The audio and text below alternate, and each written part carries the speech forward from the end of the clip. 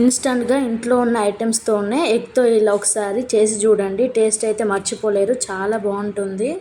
Hello అందరికీ, ఈరోజు మనం చాలా టేస్టీగా సింపుల్గా అయ్యే ఎగ్ మసాలా ఫ్రై తయారు చేసుకుందాం. ముందుగా స్టవ్ మీద కడాయి పెట్టుకోవాలి. కొంచెం ఆయిల్ వేసుకొని ఆయిల్ వేడయ్యాక సన్నగా కట్ చేసుకున్న ఆనియన్స్, ఉల్లిపాయలు వేసి గోల్డెన్ బ్రౌన్ కలర్ వచ్చేంత వరకు ఫ్రై చేసుకోవాలి. ఇందులో ఏంటంటే సాల్ట్ వేసుకోవాలి, సన్నుప్పు అంటారు. అది వేసుకుంటే తొందరగా ఆనియన్స్ ఫ్రై అయిపోతాయి అన్నమాట.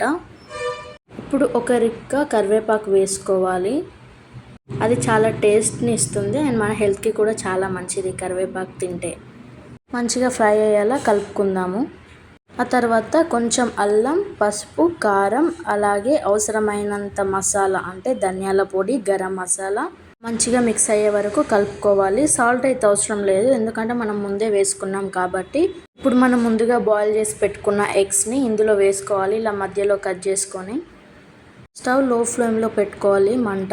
మనం ముందుగా వేసుకున్న మసాలాలు ఉన్నాయి కదా, ధనియాల పొడి, గరం మసాలా, కారం, ఉప్పు, పసుపు, ఇవన్నీ ఎగ్కి బాగా పట్టేలాగా ఫ్రై చేసుకోవాలి లైట్గా.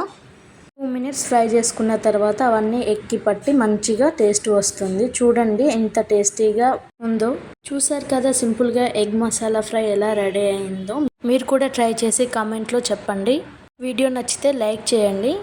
ఇంకా ఇలాంటి టేస్టీ రెసిపీస్ కోసం ఛానల్ని సబ్స్క్రైబ్ చేసుకోండి ప్లీజ్. Thank you for